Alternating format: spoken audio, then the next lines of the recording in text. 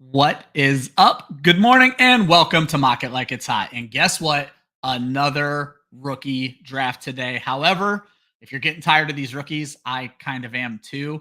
And this is going to be our last rookie draft on Mock It Like It's Hot of the season. We're going to do a couple more startup drafts, and then we're finally getting into redraft season. But today it is going to be about the rookies. It is a 1 QB league, so quarterbacks aren't quite as important. Maybe running backs actually matter now. Let's get into it.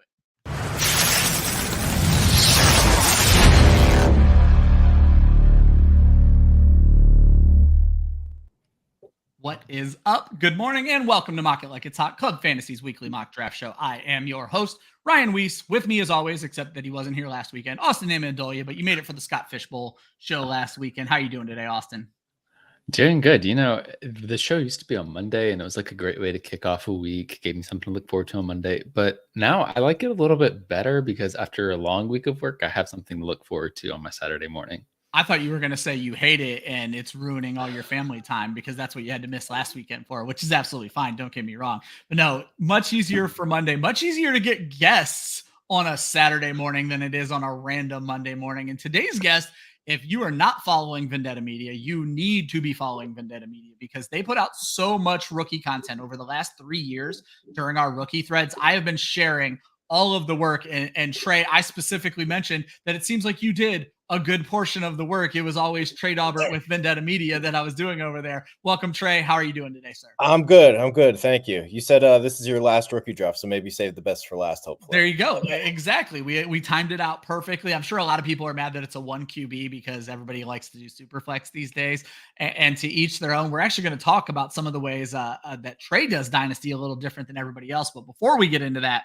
let's talk a little bit about this draft. So looking at today's draft, which is going to take me a second to get up because I am just all over the place. We're going to click here and bring this up. Looking at today's draft, as mentioned, it is a 1 QB mock. We have 10 drafters. I went 10 this time around because 1 QB and 10 drafters just makes no sense whatsoever. So I figured let's have a little fun with it to end this thing.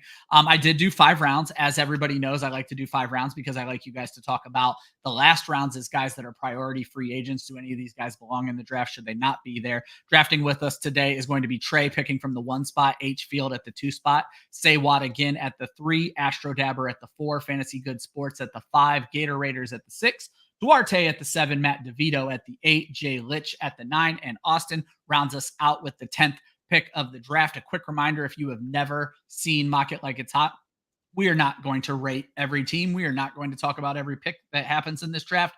That is not what this show is about.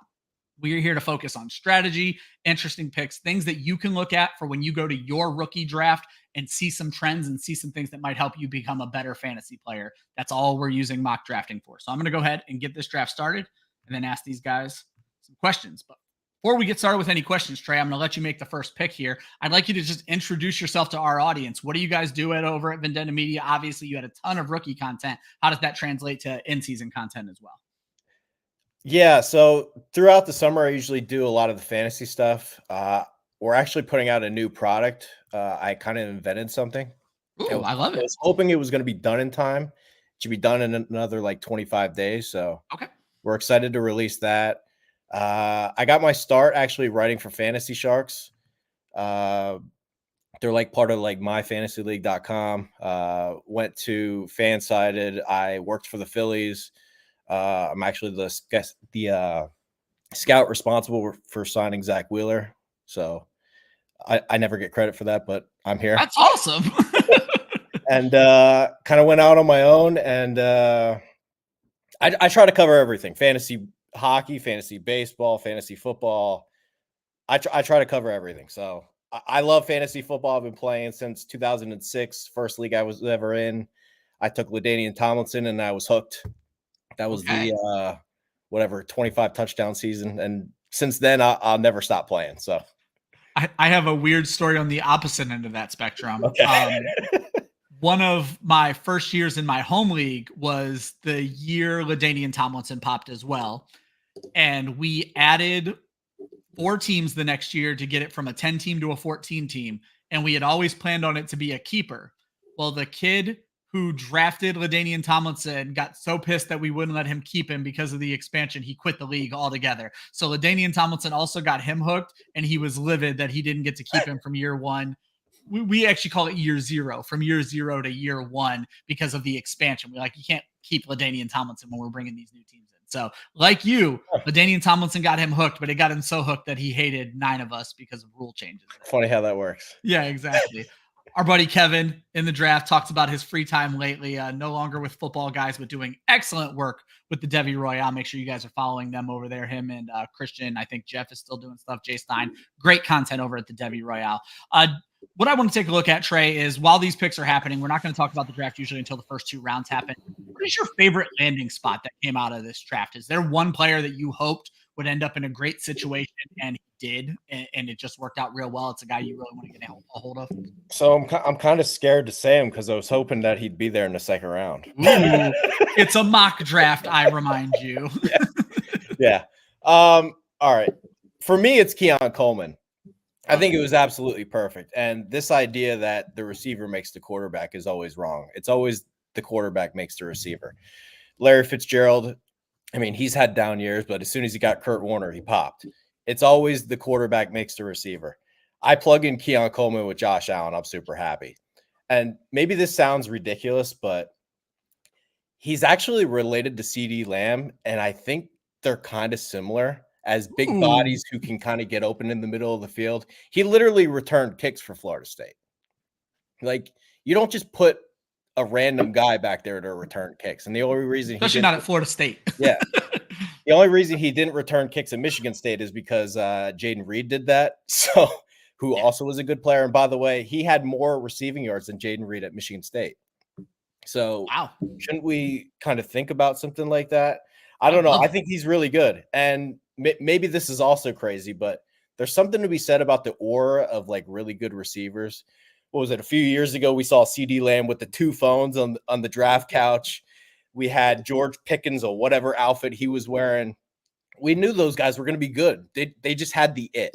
Keon Coleman has the it. Like that press conference where he's talking about the codes, like he's got it. So I just think he's a big body lump of clay. Is he available? No, he's not available. Okay. That's interesting. What do I want to do here? Yeah, you talked the guy in at 9 to taking him, but I feel like that's kind of the way it's supposed to go. I love that. I was going to bring up, if you didn't, he certainly won the press conference after the draft, and I think the biggest thing is he's literally a former basketball player. He was getting minutes for Tom Izzo. I don't think he even knows what he's doing yet. Like, and last year we actually had a 2nd round grade on Puka Nacua, who went in the 5th round. Yeah. He would have guaranteed been on our team last year. We sent Garrett to the Senior Bowl. He's like, I think Nacua is the best player in the field. We had a monster grade on Nacua. He had the fastest gauntlet time at the combine. This year, Keon Coleman had the fastest time at the gauntlet. Now, his 40 time wasn't crazy, but his play speed's way better. So I love the guy. Our buddy Gator J knows I'm a big Keon Coleman guy. Keon Coleman guy. I love Kevin Coleman too, but Keon Coleman guy.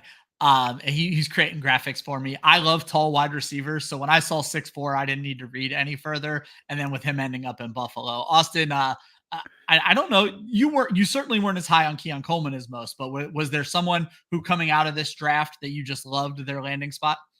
Oh, I think you forget, my friend, that I had Keon Coleman ranked as the wide receiver 5 in this rookie class. Okay, then yeah, maybe I was wrong. I was going to say, if Trey didn't talk about Keon Coleman, I was going to, and I hate to break it to you, he was never going to make it to the 201. This might be that's hilarious. This might be the first time ever. This might be the first time ever that me, Austin, and the guest agree on a player. So Keon Coleman, welcome to the family, my friend. But yeah, Austin, who else you got? I would have picked him at 3, by the way. Ooh, ooh, that's spicy. Yeah, we'll have to come back to that. I would have talked about Keon Coleman, but since Trey already discussed him, I'll go with Brian Thomas. I actually love the landing spot in Jacksonville with Trevor Lawrence. I think it's a great fit for Jacksonville. They needed a good number 1 X receiver to pair with Christian Kirk in the slot and to, I don't know, do the dirty work kind of in the short and intermediate parts of the field. And while Gabe Davis is out there just running track star, running routes, doing his thing, getting down the field. So I love the spot for Brian Thomas. I think he'll be a good fit for Trevor Lawrence, and hopefully it gets that kind of dominant receiver energy that I think Trevor Lawrence has needed. I love that. I wasn't going to go here right away, Austin, but I'm going to now because you kind of already made a decision on this. Keon Coleman goes 9th overall. You went AD Mitchell at 10, and then Ladd McConkey goes at 2-1 to Trey. So I want to talk about Keon Coleman versus Ladd McConkey. I hadn't really seen Mitchell in that discussion, so I didn't have him in the notes. Because you kind of brought up Brian Thomas, and I feel like that goes there too, where you ended up as this like top tier wide receiver with a good quarterback. Clearly, you prefer Coleman to McConkey, Austin, because you took AD Mitchell over McConkey. Is there an issue with? I was going to make the joke. I don't know that Keon Coleman and Ladd McConkey could be any more different. You got the tall wide receiver who just plays the game very differently than the stereotypical slot wide receiver. Are you not in love with the Chargers landing spot? Or are you not in love with Ladd McConkey, Austin? Yeah, it's not, the Chargers landing spot is fine. I think obviously being with Justin Herbert is really great. Like quarterback landing spot's great, but that offense is going to run the ball a ton. I just also, when I looked at Ladd McConkey, I felt like he was clearly a solid number 2 receiver, right? He was the number 2 receiver at UGA behind Brock Bowers effectively. Yeah. And there was a lot of really good 2-man game that offense set up between Bowers and McConkey that I think is part of the reason McConkey had such success. AD Mitchell, I feel like he has a way more, to me, he's way more likely to command targets, not just in the intermediate parts of the field, but down the field. McConkey didn't really ever get down the field. He wasn't stretching the field. He was doing a lot of route running tactics underneath, which I think is good, but it depends. It's going to really depend on where the target volume is going to be. Whereas I feel like AD Mitchell, like he's going to get really efficient targets regardless of what the overall number of catches is. Trey, obviously you're a big Coleman guy. I was looking at our last time we did this draft. Coleman fell all the way to the 3-1 in that draft. So it's safe to say landing spot has certainly boosted Coleman's stock.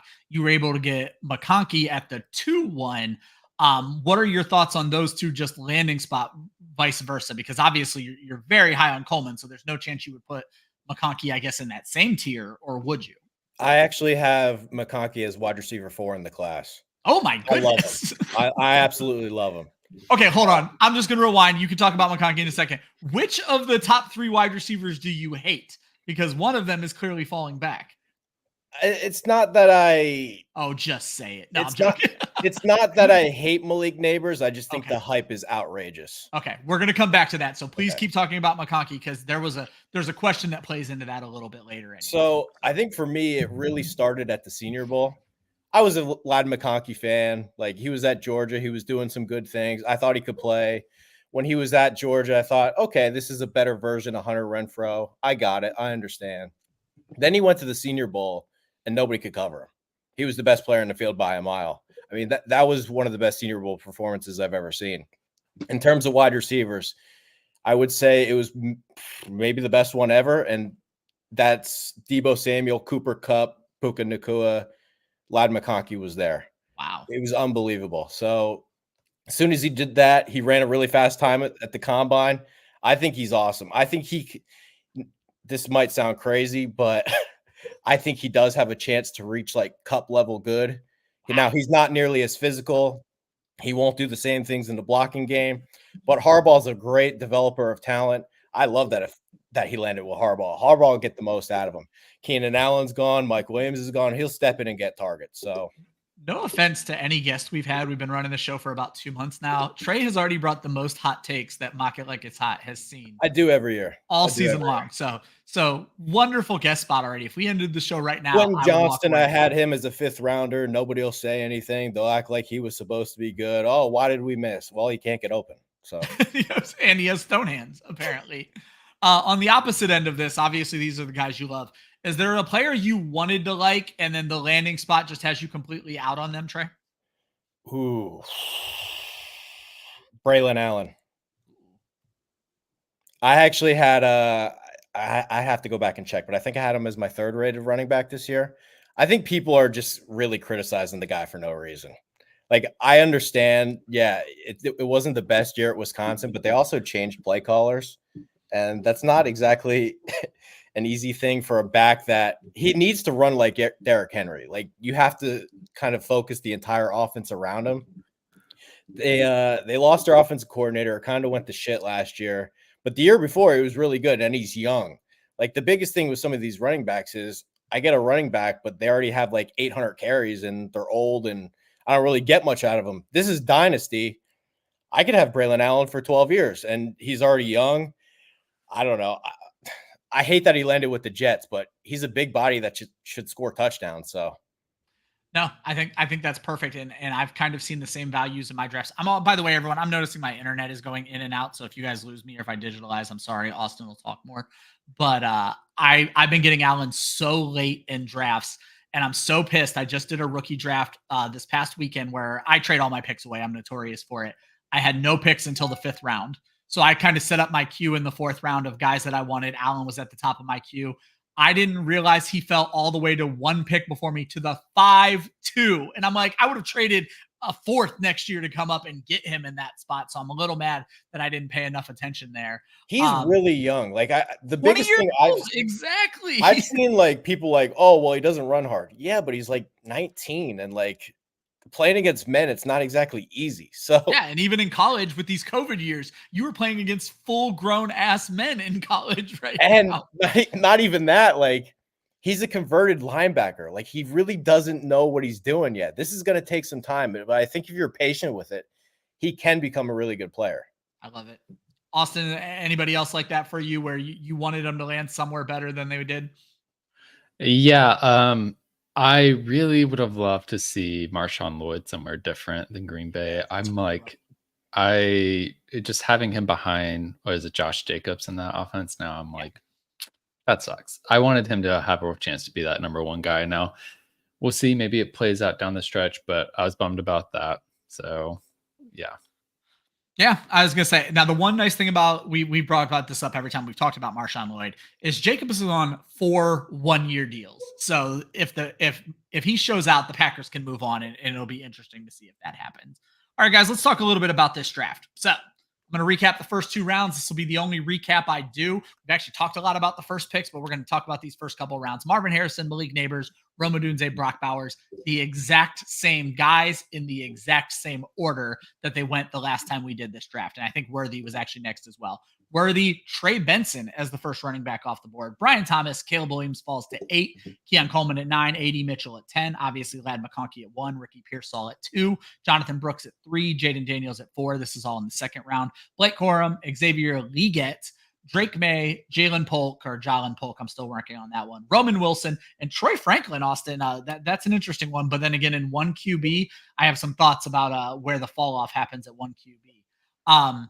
The first thing I wanted to talk about is, so these 4 the first 4 went exactly the same order they went last time. However, Caleb Williams was the actual 5 last time. And my question to you, Trey, is when you're dealing with a 1 QB, and we're going to talk a little bit about how you play Dynasty a little differently, but in a standard league where you are setting a lineup, how early is too early for a quarterback, even if you're a quarterback needy team? Because you obviously are very high on Keon Coleman and Ladd McConkey. Would you take those guys ahead of Caleb in a 1 QB league? I would be tempted only because he landed with the Bears. Like, if Sean Payton was magically the Bears head coach, it would be a no-brainer. I'd pull the trigger on Caleb Williams. But I think with some of this stuff, you almost have to play it like the stock market. Okay. That sounds crazy, but like, let's say the Bears go out there and win 8 games and he's fine. I can get Caleb Williams next year if I really want him. But if Caleb Williams goes out there and wins 14 games and he's throwing for 40 touchdowns, I'm never getting him. So I think with this year with the Bears, they almost might be so – the NFC North is tough. Like, I don't see them running away with that division. So I think you could almost get Williams next year if you really wanted him. With Coleman, as soon as he gets with Josh Allen, if he catches 10 touchdowns, I'm not getting him. So I'd be – almost tempted to go Coleman ahead of Williams in a 1 quarterback league. Okay, that's super interesting.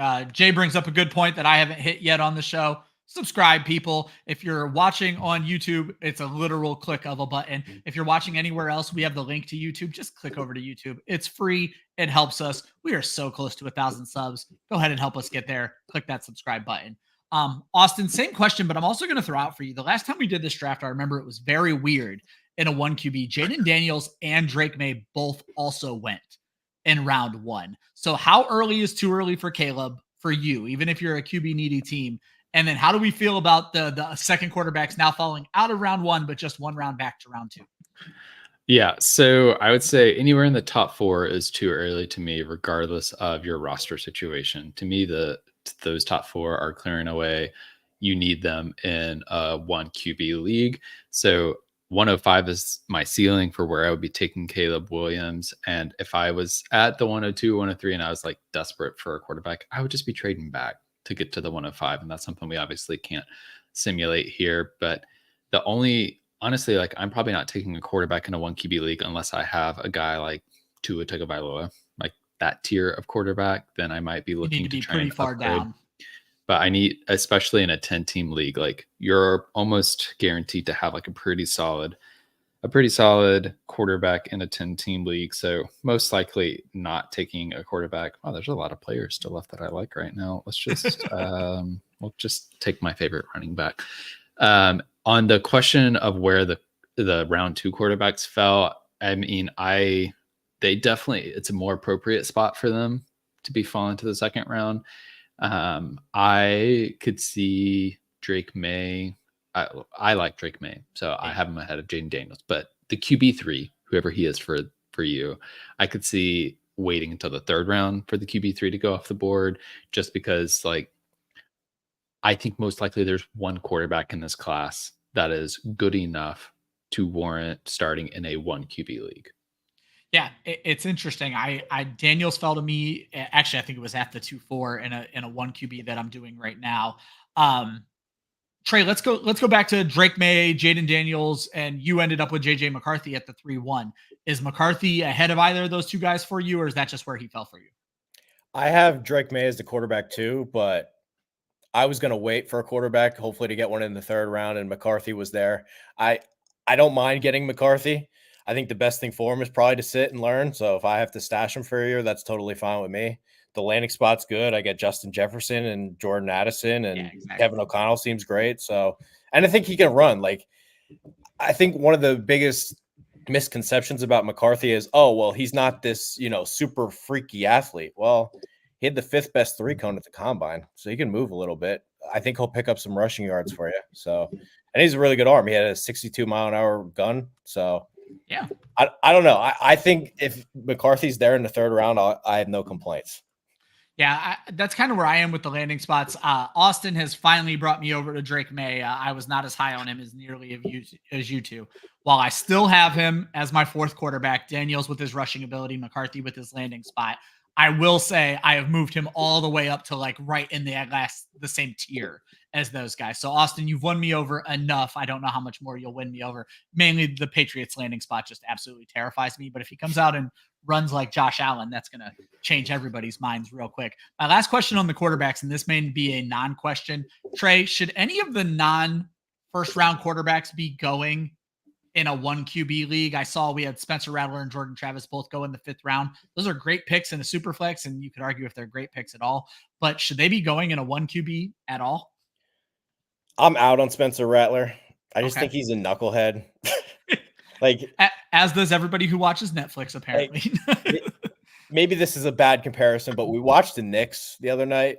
The Knicks are good because they have those Villanova dogs, and they just have heart. Like, with Spencer Rattler, it's disgusting that he ran a 5.0 at the combine. Like, that just tells me he's not taking care of himself. This is a guy that won the Elite 11 camp. He's unbelievably naturally gifted. But if you go look at it, like his first and second half splits, he falls apart in the second half. Like, mentally, I don't think he's got it. So for me, the only way that Rattler makes sense is if somehow you're going to play the stock market and hopefully he gets a spot start for Derek Carr, and then you can sell him down the line. But other than that, I'm out. I think this is a good time. Actually, hold on a second, because I think this is a good time to talk about something you revealed to us before the show started.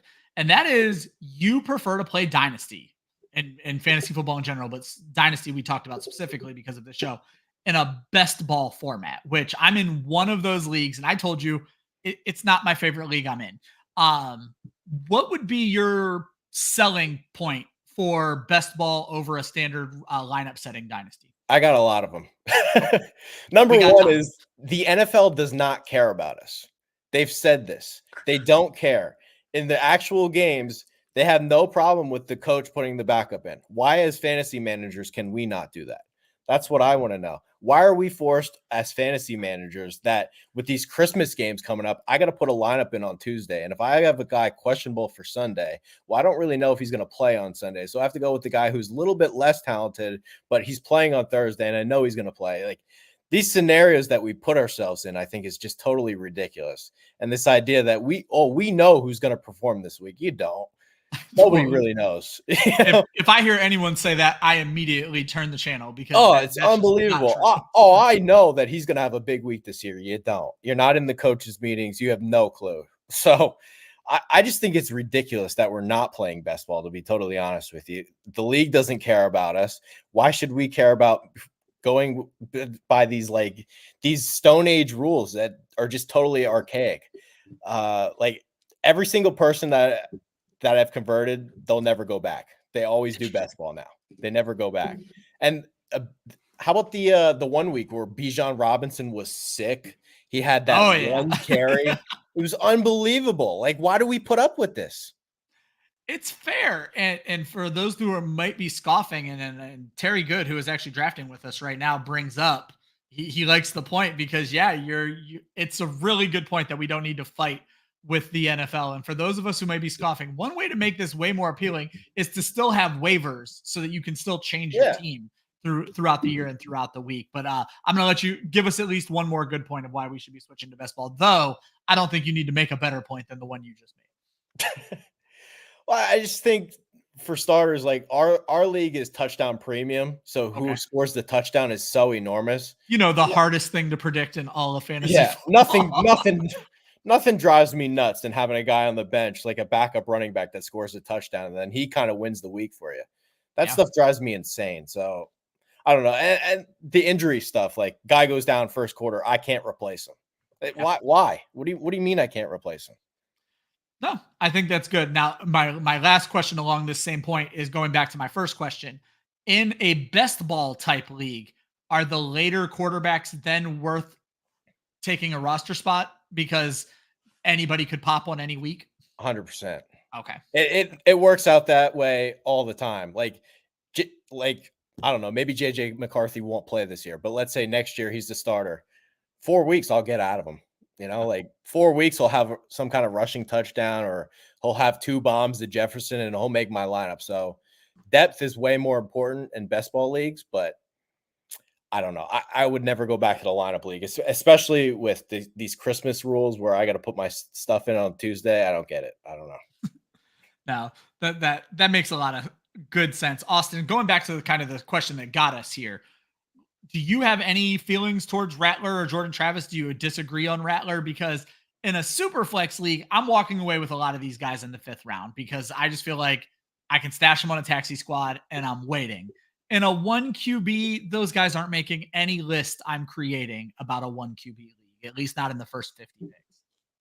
Yeah, I am not targeting any of the quarterbacks outside of the top 4 in a 1 quarterback league. In my top 50, I now have 5 quarterbacks only because I'm like, well, I guess Michael Penix is theoretically going to be the starter. Isn't that so damn hard to think about too?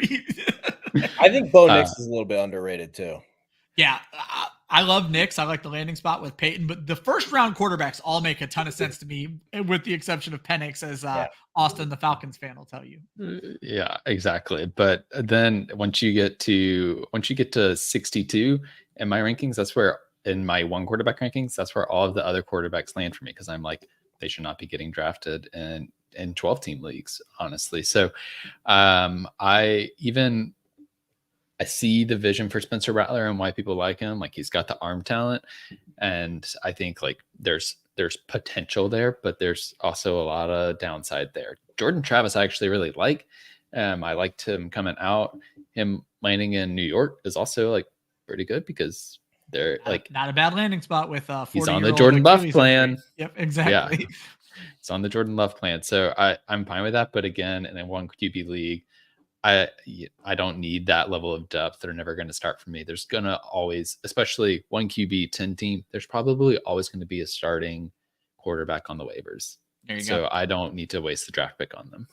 Trey, our buddy Gator J asks to hear your thoughts on Brian Thomas Jr. Obviously, Austin likes him. I don't know how your thoughts on him. I know Jay doesn't like him. And so I think Jay's trying to find out if he likes you more than he hates Austin when it comes to Brian Thomas Jr. So I would say I'm in the middle on it. I would have never picked him in the first round of the real NFL draft. I would have probably picked him in the second round somewhere. I just think he's a total wild card. 1 year of production. He didn't do anything the year before. He reminds me a lot of Terrace Marshall, who didn't make it. Personality-wise, from what I'm hearing, he seems like a little bit of a wild card. Like, I don't know. Like, for me, he had some drop issues at the combine. I don't love guys that aren't always confident in attacking the football, but he's a freak. There's no denying that.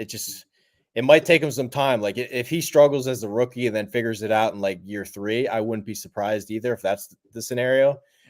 interesting. He's like the ultimate story of the Chinese farmer. Maybe. He's like a huge wild card for me. So I would not go like super early for him, but if he figures it out down the road because he's so naturally gifted, I wouldn't be surprised. And Austin, obviously, a lot of that natural giftedness showed up for last year. Does the non-production before last year worry you at all? No, not really. I mean, there's a lot of reasons why they can show up, and I am not the closest watcher of college football, so take that for what you will. But LSU's been a stacked team for a while. They've had a lot of receiver depth, so there's been guys that are clearly ahead of him, and there's always like there's 2 different ways to look at it. He didn't have production, so maybe last year was an aberration, or maybe he worked his ass off for the few years before that, and then he broke out last year. Like it can cut both ways, so I'm not really worried about it. And again, I think the landing spot for him feels really good. Like, they're going to be in a ton of 11 personnel in Jacksonville. He'll get the opportunities to shine, and that's half the equation there. I would add in too, though, having neighbors on the same team really helps. Like, if you can draw the second corner a lot on Saturday, that's true. It's a big difference. So to see him as the number 1 in the NFL instead of going against 2s in college, we're going to find out.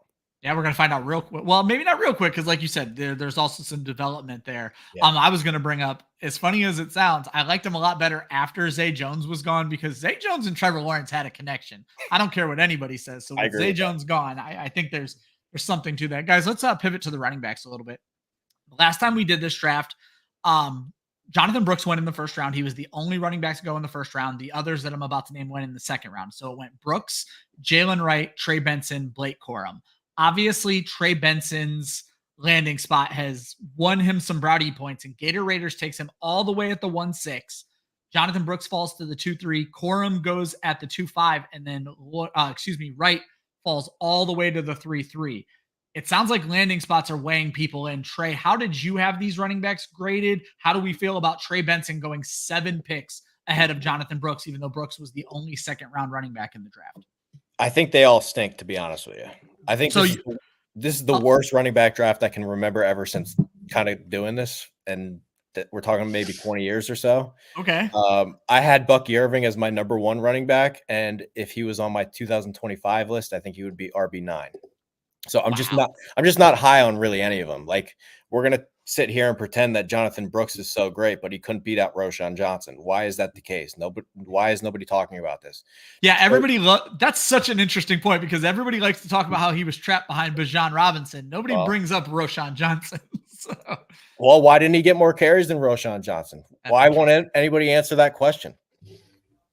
I'm sitting here waiting to find out.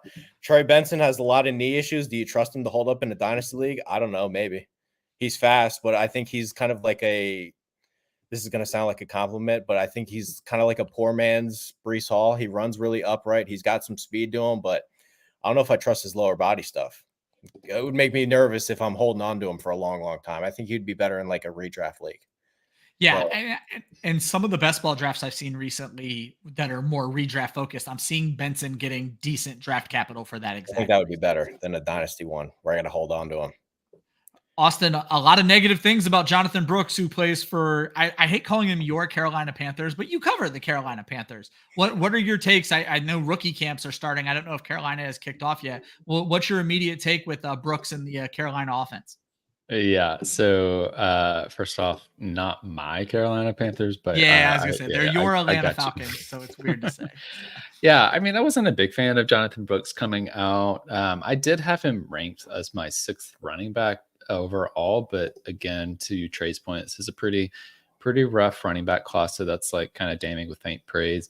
The other thing I would say, just to validate what Trey is saying, is when I watched Jonathan Brooks tape, there was a lot of time where it was hard to find tape on him. Honestly, like a very small sample, and he was hurt this past year, tore his ACL.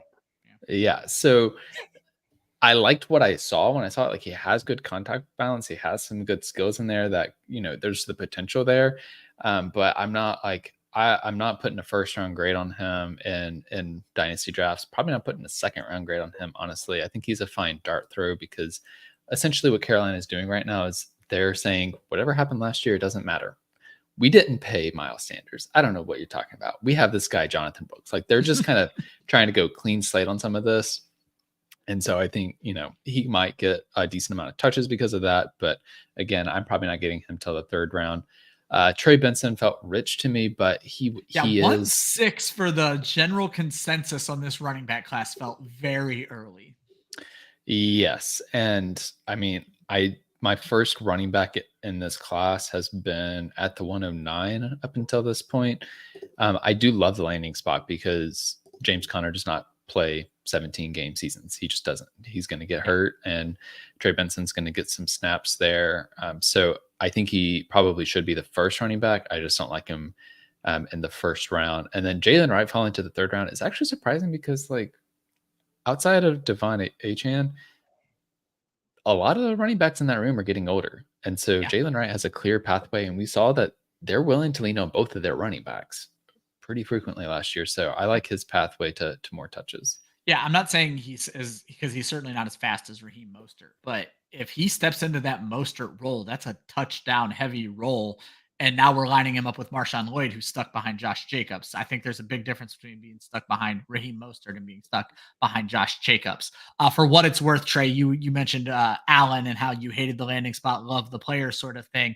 He went at the 3-1 when we did this draft pre-landing spot, fell all the way to the 4-4 in this draft. I feel like 4th round, I'll be taking Braylon Allen all the time, Trey.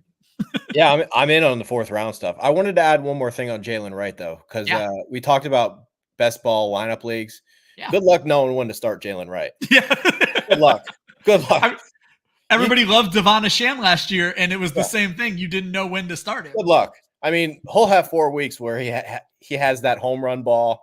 He breaks one loose, and then he'll have about 6 weeks where you never know when to start him and he kills you. So good luck figuring all that out. And I don't even know if Jalen Wright was even the best running back in his own college team. So I'm not overly high on him either.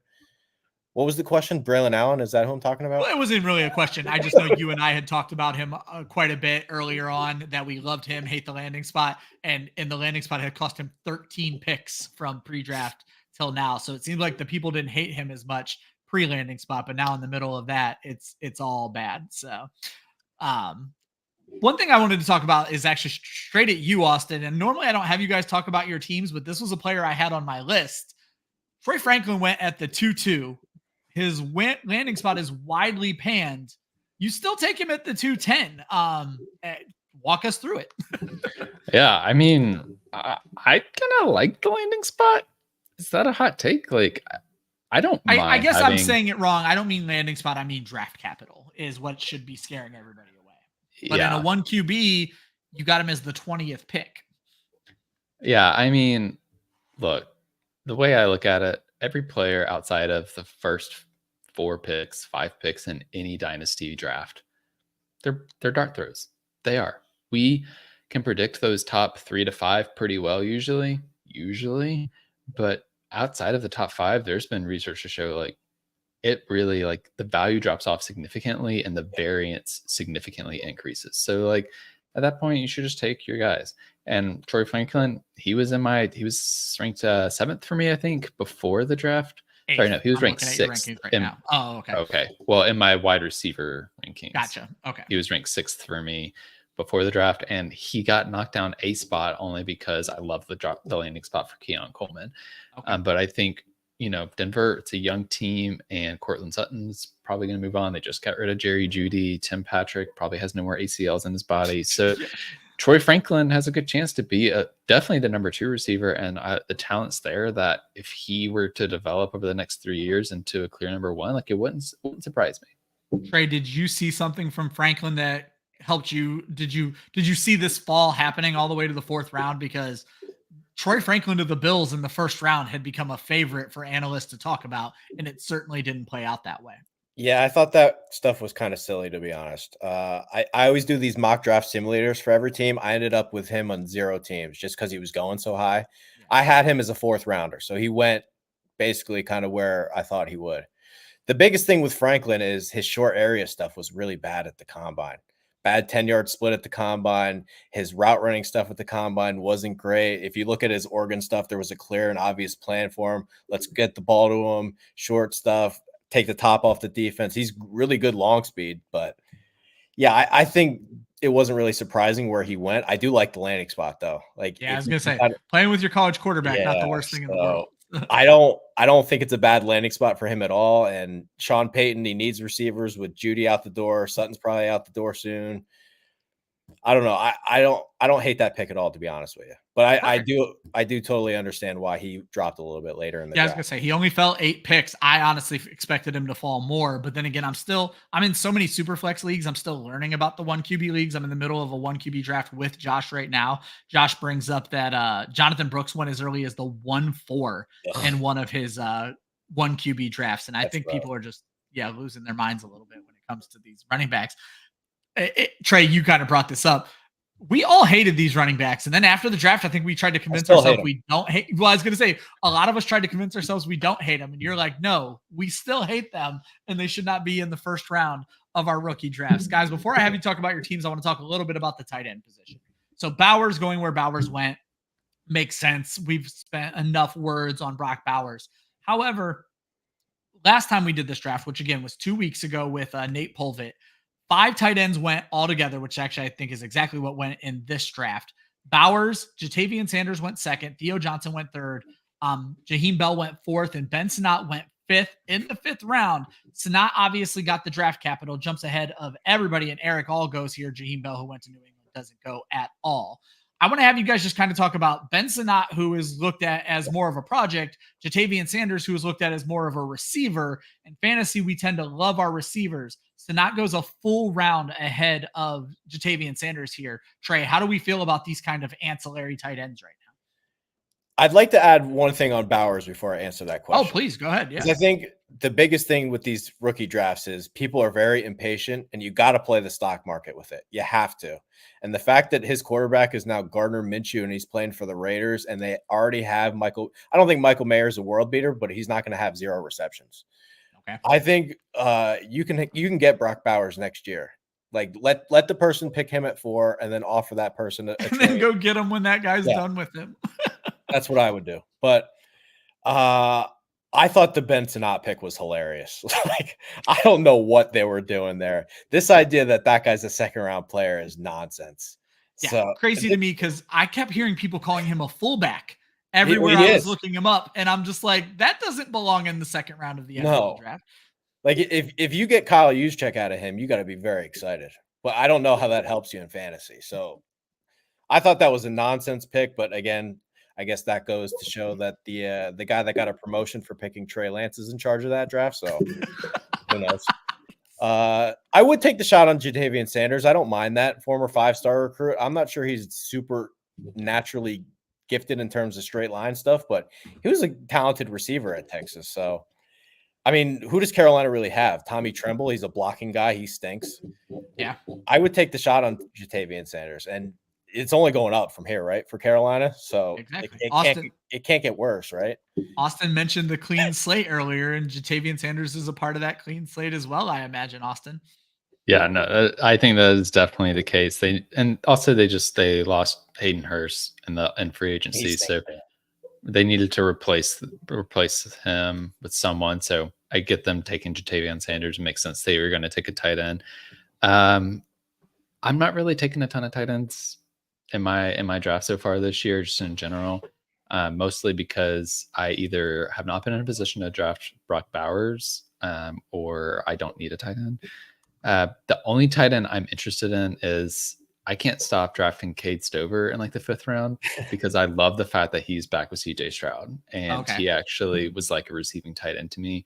But I'm with Trey on this. Like when Washington took Sinott, I was like, what just happened? I have no idea. And I wasn't the only one. Trey wasn't the only one. Like there were like draft analysts that like were covering it live and were like, okay, I can see the vision. They like try to like spin it into something. And it's like, no, it was just weird. So I'm not really going out of my way to draft tight ends unless it's Brock Bowers.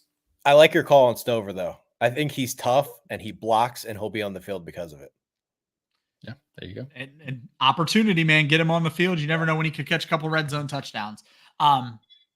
Trey, this is your first time on the show. Austin, I do this to him every single week. I do a keep trade cut, usually involving some of the rookies. And this is going to play into one of your takes because keep trade cut is traditionally 3 players. And this is going to be 3 players. But I didn't know where everybody stood on Neighbors versus Odunze. So what I'm really referring to with this is as the 3rd pick of the draft, which for you, Trey, would be Keon Coleman. Yeah. But I have it as Neighbors, Odunze. So one of those 2. And then I want to look back at the last couple of years. Jaxon, Smith-Njigba, Garrett, Wilson. So, Austin, I'm going to let you answer first because I always put you on the hot seat first. Your choice of Neighbors, Odunze, whichever one you would prefer, but compare them to Jaxon, Smith-Njigba, Garrett, Wilson, keep trade cut. Keep trade cut between those 3. Okay. So I guess let's start with who do you have, Neighbors or Odunze right now with landing spots? I have Neighbors still ahead. Okay, so your question is Neighbors, Jaxon, Smith-Njigba, Garrett, Wilson, keep trade cut. Yeah, I'm going to keep Garrett Wilson. Track record speaks a lot there to me. Josh made a trade that I thought was berserk related to Garrett Wilson last night. Trading for the 110 in a draft, to get rid of Garrett Wilson. I'm like, I want to call out Josh for that. I just had to because I was texting with the guy he traded with Chris on the side because I was trying to trade with him, and he was like, "Yeah, you got to beat Garrett Wilson," and I was like, I can't. I can't. So I'm keeping Garrett Wilson. I will trade Malik Neighbors because of the draft capital associated. And I think there will be somebody that will get me the capital there, but I will cut Jaxon Smith-Njigba. So I just want to hit on the cut Jaxon Smith-Njigba. Obviously, this is all fun, and I just like making you say ridiculous things. Are you down on Smith-Njigba? Is the re-signing of Tyler Lockett worrying you with how that Seattle team is progressing? The offense doesn't feel as prolific to me. I don't think it's about him as much as it is the overall offensive ecosystem. Like, I like Jaxon. I think he's a great player. I still think he has a great chance to break out when there are more targets to go around for him. But the overall offense, if I'm comparing like having Malik Neighbors where he's the clear number 1 and having Jaxon where he's like the number 3, I'm going to go with the number 1 more times than I'm not. Okay. Trey, so same thing. I guess you can expand this. Your favorite non-Marvin Harrison wide receiver of this draft is my question. So that guy, JSN, Garrett Wilson, keep trade cut. I probably have the exact same answer, to be honest. Okay. I'll just kind of sprinkle around it. For Smith-Njigba, I would just add that he's a slot receiver. Like, it is what it is. I think people need to accept it. The only 2 receivers that we had first-round grades on last year were Zay Flowers and Jordan Addison. We did not have one for Smith-Njigba, mostly because he's limited by what he can do. So I think the more that people understand and accept that, I think he's an easy cut. He'll never be outside receiver DK Metcalf freaky level good. It just is what it is. I would probably, again, trade Neighbors just because good luck with Daniel Jones. Somebody will want him for now. But, man, 5-6 weeks down the line and he's picking up 30-yard performances because Daniel Jones can't get him the ball. I don't know. Have fun with it. Yeah. And yeah, I'd keep Garrett Wilson. He's a stud. He's a freak show. And with Aaron Rodgers back, hopefully you get a good year out of him. We'll see. I was just going to say, my only worry with Garrett Wilson is will he ever play with a real quarterback? But he's put up big numbers. He's put up big numbers with Zach without Wilson. them. Yeah. So yeah, I think he's really, really good. So I promised the chat I would bring this up to you guys. Austin, looking at this draft board, you guys talked a lot about the deep, I don't want to say the deep, but the later tight ends earlier. How would tight end premium change this draft for you, Austin? Where would you be willing to take the first? Actually, where would you take Brock Bowers if this were a full extra point of PPR going to tight ends? Where would you take Bowers, and where would you be willing to take the next tight end, Austin?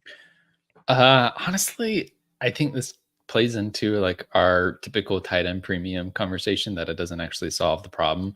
Yeah. I'd probably still take Brock Bowers at the 4, and I probably still would not take another tight end until somewhere in round 3 to 5 when it start throws anyways. Like that's just how I feel about this class. And I think I have some favorites that I would target. Like I think Theo Johnson's a little interesting. And Cade Stover again, like those are the types of guys I'm targeting at that point, but it's not going to change my ADP that much just because tight end premium is just going to make those elite guys that much better and kind of leave the rest of the guys where they are.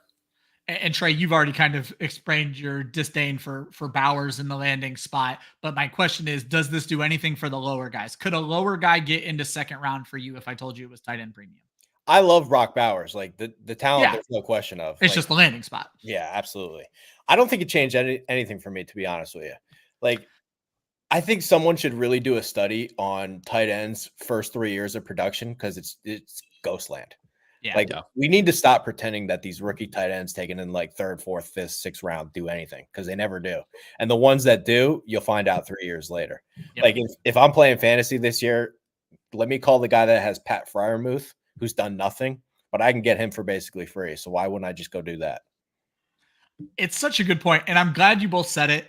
It's something I've talked about on this show. Every year I say I'm going to write an article, not on yours, because yours is a great topic, but also in the fact that I think tight end premium is such a misnomer and it does not help the way people think it does, because the gentleman who suggested it in the chat said it drastically changes the 2nd and 3rd round. Don't let it drastically change the 2nd and 3rd round, because as Trey pointed out, these tight ends are likely to be cut in fantasy before they produce, and then you're going to get them for free. Go buy Pat Freiermuth right now before you talk about these guys. All right, guys, that brings us to the end of the show. Trey, you picked 5 guys. You got to talk a lot about any of them. If there's anybody I didn't give you a lot to talk about, feel free. You didn't talk much about Devontae Walker, but I will point out that Josh Pope asked about our running back takes. You had already kind of talked about Bucky Irving, and he says it's a hot take, and I think your new name on this show might be Hot Take Trey. But talk a little bit more about Bucky Irving if on top of anybody else you want to talk about. I would love to. I love Bucky Irving. Give me some Bucky Irving. I'm not saying he's a Hall of Famer. I'm not saying he's a world beater, but I think we need to temper our expectations for what this running back class truly is. If I'm getting a guy that had 56 receptions at Oregon, this is a PPR league, he catches the ball really well. There's no denying that. I get him in Tampa. I mean, Rachaad White had 3.6 yards per carry or something like that for his career. I mean, he can be had. Let's not sit here and pretend that Rachaad White is just this all stud. He can't be had. I think there's a reason why they drafted Bucky Irving in the 4th round. What did Rachaad White have? Like 275 carries last year or something? That's coming down. And if it doesn't come down this year, it'll come down next year. With Irving, I have compared him to – my expectation is he'll be a 15% better version of Devin Singletary. Maybe that won't blow you away, but for this running back class, if I can get a guy that can catch the ball, he averaged 6.3 yards per carry last year and 6.8 the year before. I think the only reason that he's sliding is he's not overly fast straight line, but okay. I mean, all these running backs are flawed. So yeah, it is what it is. Like, he's Chicago tough, 4-star recruit, big time production, all first team Pac-12. So I don't know if I can have him in the 4th round. I'm good with it. Gotcha. I didn't give you a lot of time to talk about Marvin Harrison. So just looking at that Harrison pick, you picked him quickly. We heard a lot of people trying to find ways that Marvin Harrison wasn't heads and tails above the rest of the wide receivers. Do you feel like he was? Yeah, I think he's the best player in the draft, and I don't think it was really close, to be honest with you. I would say if he's not a spitting image of Calvin Johnson, I'll be very disappointed. Like, I think he's going to be that good. Good Lord. Yeah, I think he's going to be that good. I mean, his dad is literally a Hall of Famer. Like, I don't know if people have forgotten about that, but his dad is literally a Hall of Famer, except for the fact that he's faster. And I know he didn't run a 40 time, but if you go look at his GPS numbers, they all track. Like, he's But really Trey, fast. that's the old NFL. This is a new era of NFL. Yeah. I don't care. Like, Exactly. The most hilarious conversation, what was it, 3 years ago, was, oh, well, Parsons didn't play his whole year. I don't care. I will have Micah Parsons. Like, this is the same thing for me. If you want to go ahead and talk smack about Marvin Harrison Jr., you go right ahead. Like, Reggie Wayne literally said, yeah, he's way better than his dad, and his dad's a Hall of Famer. Yeah. And he's 6'4". So, and I think Reggie Wayne might know. there was a clip at Ohio State. I don't know how he even did this, but he set up a jugs machine and he ran straight line and caught it to himself. Like, nobody was throwing. I saw that. Yep, I saw that clip. Unbelievable. He's a freak. So, yeah. I picked he was my rookie pick 3 years ago. Marvin Harrison and Caleb Williams were my rookie picks 3 years ago. So I'm happy to have them this year. And I picked 12 in my draft this year. So as soon as I saw one was available, I just said, I'll do it. I love it. Experiment with something different. Yeah. Austin, you know the deal by now. We didn't talk a lot about your guys except for Troy Franklin. You grabbed some of the, I know you actually, I'm going to start with your last pick. You are just about Rasheen Ali, aren't you? I mean, it is the last pick. There were like 3 guys at the end of this draft that I was like, sure, dart throws, waiver wire ads. I do like Rasheen Ali because Derrick Henry is not going to be around forever. And so having him as a change of pace back is good. It is a little interesting that they drafted him, though, while having Keaton Mitchell and Justice Hill as well. Like, they already kind of had a running back room. So I'm a little curious to see what plays out there. But I did want to talk about 2 of the receivers I took. Y'all have heard me talk enough about A.D. Mitchell and Troy Franklin, but I did want to talk about Malik Washington and Luke McCaffrey. So Malik Washington, part of this is I liked him already. Like, I feel like he's a decent player. He's a totally fine dart throw to take at running or at wide receiver, even before the landing spot. Like, I know you're not going to like him, Ryan, because he's short. But to me, I would not, like, based on his play style, you couldn't tell that he's 5'8". Like, he plays really physical. At 310, I don't get so mad about this, but I'm still probably not going to draft him. And he can, I do like his ability to take the top off. He can execute underneath.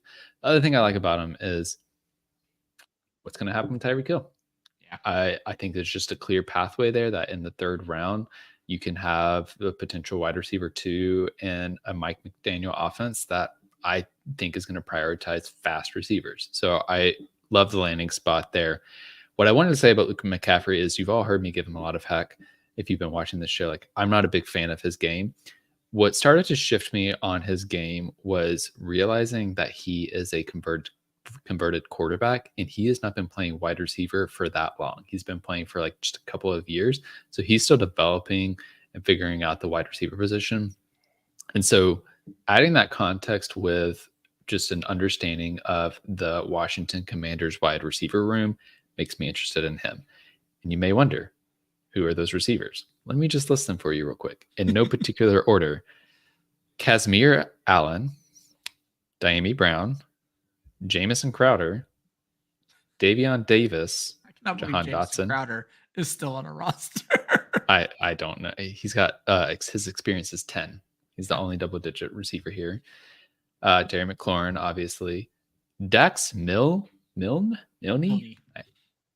Marcus Rasemi Jaxon, which I did like him, but I would say that he's in the same kind of ballpark as McCaffrey. Wow. Mitchell Tinsley, Bryson Tremaine, and Olamide Zaccheaus. There's not that wide receiver 3 spot, to me, wide open. You have clearly Jahan Dotson and Terry McLaurin. The rest is up for grabs, and if he can continue to develop and he has the same athleticism that his brother has, like, sure, take the dart throw in the 4th or 5th round. I would have picked McCaffrey higher than Washington. There, as would I. Right around where 310 is about where I'm starting to see McCaffrey, so that makes a lot of sense. And plus, if you look straight, you look over Washington's head. I'm just a hater. Oops of the draft is a pretty simple one. If you guys paid attention earlier in the show, don't take a running back at 6. It's just not the right move in this draft class. They should probably all be in the second round, Jonathan Brooks included at the very least, way back where Austin picked at the 110. There is value at wide receiver. Trey Benson should not be going over Caleb Williams, even in a 1 QB league. So that is my oops of the draft. Don't do that. You guys are better than that. I believe in you. So that is going to wrap up our show. Let me go ahead and get this draft board off of the screen here. Trey, thank you so much for joining us. Please let everybody know where they can find you, where they can find your work. Yeah, vendettasportsmedia.com. Have it all. I try to do as much draft stuff as I can. I do the stock report notes during the year. Every single Sunday they come out for everything that happened during the week of college football. We do the draft profiles, all that stuff. And about 25 days or so, we have a new invention that's coming out. So stay locked in with the site, and we're really excited to launch that. Perfect. Austin, anything you got going on right now? No, it's just the usual. Follow me on Twitter and Instagram at Austin_FFL. You'll see all of my content at Club Fantasy FFL and all of my Carolina Panthers coverage with at Last Word on NFL. There you go. Guys, Club Fantasy does 5 live shows every single week. We cover redraft, we cover dynasty, we cover best ball, and then we have all these mock drafts to help you get better at fantasy football. We even have a damn golf show that comes out on Wednesday mornings. There is literally no reason for you not to hit that subscribe button. It's free. Just hit the damn button. We are going to be back with another mock draft on Monday with Gator J and Chris. They are going to have Pat Fitzmaurice from Fantasy Pros on Mocking with the Stars Monday night. And then on Wednesday, we have our annual Intro to IDP episode. We have Fantasy Pros #1 rated IDP ranker from last season, Master IDP Leo, is going to be on the show with us, folks. Thanks for tuning in. Thanks for drafting with us. Always remember, defense wins championships, offense wins fantasy football, and practice makes perfect. We will see you next week. Have a good one.